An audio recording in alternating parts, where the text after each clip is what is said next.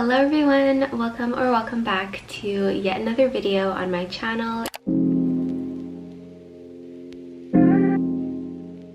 So in today's video we will be doing a Fable, I'm not sure what it's called actually, a World of the Narrows reading vlog by Adrienne Young.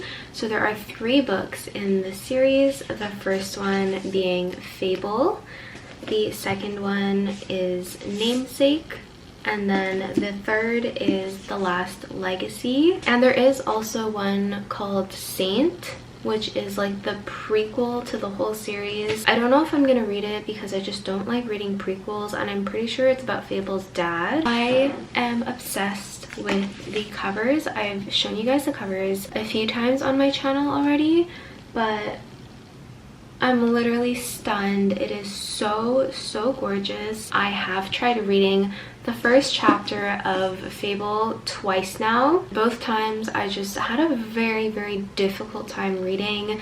There is a lot of language and vocabulary that centers around the sea, around boating, around fishing, and I'm really not familiar with that vocabulary. It was a pain to read, but I've decided to finally pick it up. My first pirate romance. Let's get to reading.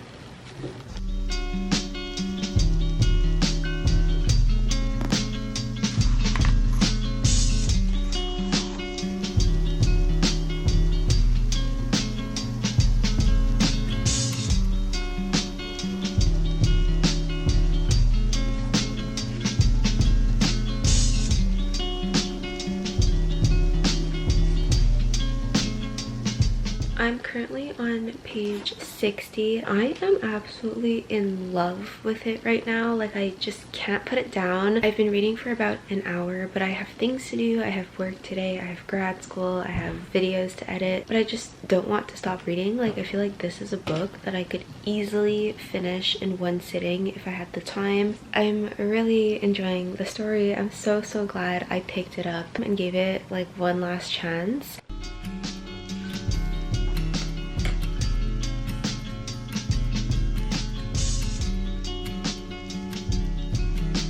You know that moment when the main character is seen as less than and she's looked down upon, but then she says something that proves her value, her worth, and how much she knows? If you guys have read the book, when she identifies that one of the stones is an emerald, and then she goes on this whole tangent about how like the inclusion catches the light, and she's seen as like some lowly dredger with no shoes, torn clothes, dirty face, a busted lip, but then she says something like that.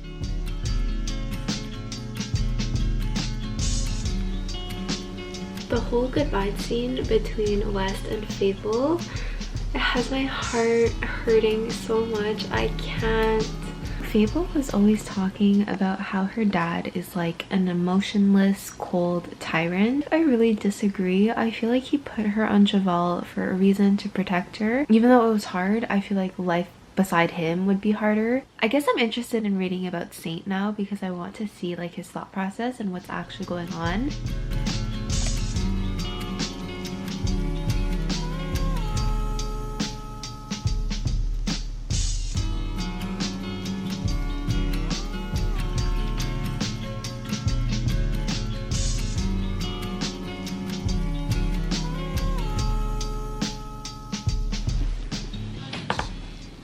Wes, when he confesses to Fable, I'm like internally giggling like a little girl right now. It's actually so cute.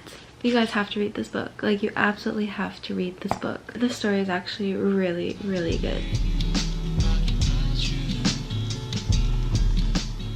My final thoughts on Fable. I ended up giving Fable 4.5 stars because I feel like it was very close to a 5-star feel, but it was just missing a certain something. I can't really pinpoint it. I just didn't get the full 5-star feel. It was very hard for me to follow, and at first I did start looking up words, but then halfway throughout the book I just kind of gave up, so I didn't get the full story, and I feel like I pictured it differently than what Adrienne meant for us to picture. I realized I did not give you guys a synopsis synopsis because I was just binging this book. So this book is about Fable, who was left on an island on the day that her mother died. Her father just abandoned her at the age of 14 and never looked back. So the story starts 2 years later when Fable is 16 years old, and you see how she's had to survive and learn to survive on this island, which is full of thieves and bad people. Her goal in life is to get back to her father, prove to her father that she's worthy of being on his ship. She enlists the help of West, who is like a trader. She barters for passage on his ship. For some reason, he takes her on. The father-daughter dynamic is really interesting. Saint is this very complex, complicated character. I would recommend this book to basically anyone. It's a pirate romance, very YA. It's very easy to read. It's not very romance heavy. I would say the subplot is the romance. I picked up Namesake yesterday. I got very confused about what was happening and what was going on. So I had to look up like a detailed summary of what happened in Fable. And even that it's not helping much. Like, of course it does help in the sense that I get all the details of what happened in the first book. But there is a huge plot twist at the end of the book that I don't remember reading about like whatsoever. And mind you, I read this book in September, so it's only been,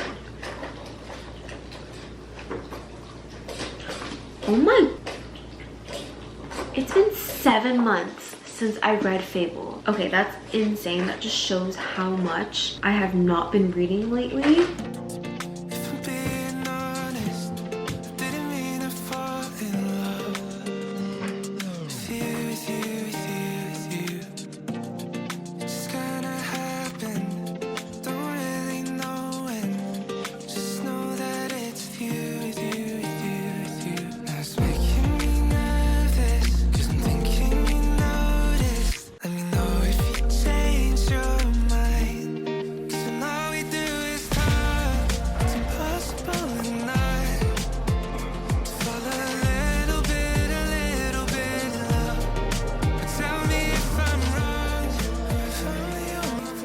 Let's talk Namesake. I have 55 minutes left of this book, so I have 130 pages left. Oh, I just realized what this means. I realized that it had been 7 months since I read Fable. I remember what happened in Fable, but details I just don't remember because it's been so long, which is also why I tend to read series in its entirety without stopping. I find it really just takes away from the experience, and I know plenty of readers do this. Like, they will be in the middle of many series. I don't like doing that. I don't know when I started picking up this habit. It was still a fast read, but it's more of Fable's side of the family that we're exploring and less Fable and West, or Fable and West's crew. So it's not like the same type of content as the first book, and it's a very different dynamic that we're seeing. I'm not as interested because there's less romance, and even when West and Fable do get back together, it's like very stilted, it's very hostile, so it's not the same dynamic as before. Fable, she does whatever she wants, she just has to live off the adrenaline. She's making these very high stakes deals with dangerous people, and she doesn't even know if she can deliver what she's promised them, and she doesn't really care. She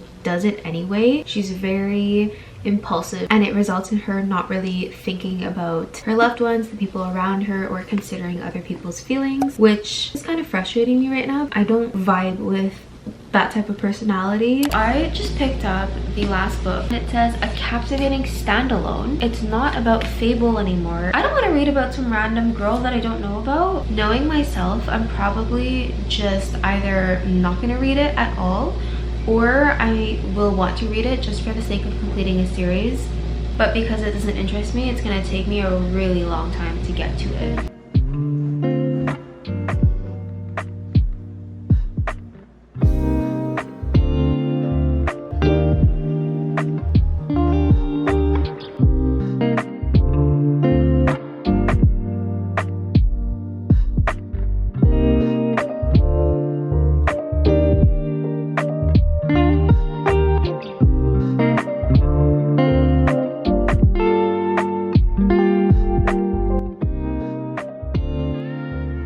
So the last time I spoke to you guys, I was very hesitant about reading The Last Legacy. I loved reading about Fable and West. I was at Starbucks yesterday for an hour and a half just reading. I haven't felt this way in a really long time about a book where it just completely hooked me. Absolutely love Bryn Roth, who is the main character in this book. She's classy, like she was raised very classy, wears like very proper attire, knows her manners, speaks well, knows how to interact with people, do business in a very classy way. But at the same time, she can take a beating and she won't complain. Like she's giving me, oh that's a spoiler, what's her name? Throne of Glass main character vibes. I just love strong female characters who can take a beating, fight back, not complain, but also be classy and elegant and refined. Such a good book.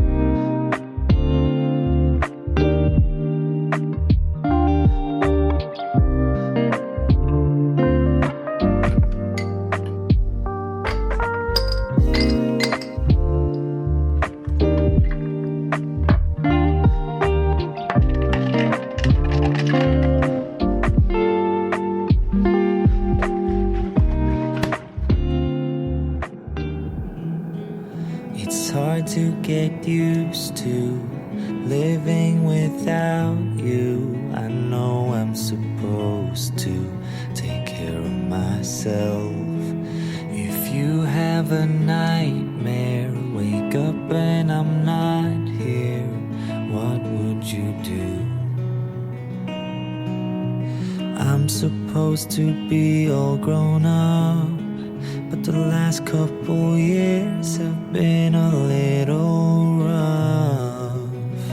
If people close to me say I'm enough, why does my head say I should give up?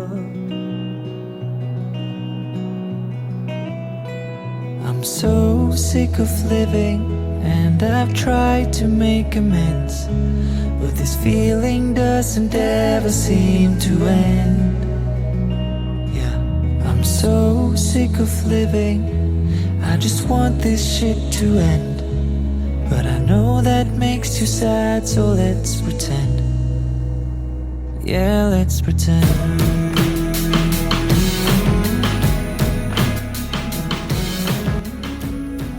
I just finished reading the last book of the World of the Narrow series, which concludes this entire video. Overall, I think I would give this series 4 stars. The first book started off really strong. I believe I gave it 4.25 or 4.5. You know what? I'm gonna go get my reading.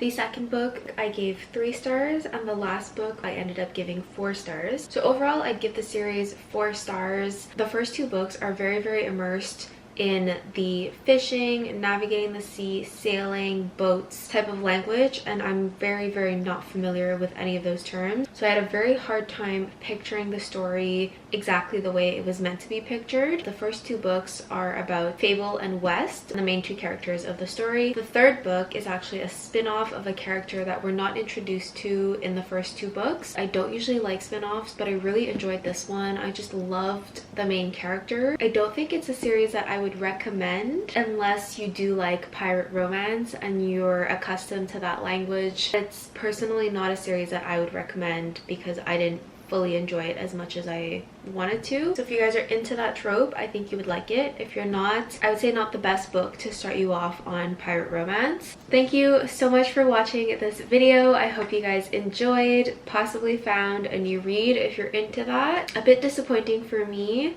but I'm open to reading more of Adrienne's other books. If you have any suggestions on what to read next, leave it down below. I'll see you guys in my next video. Bye!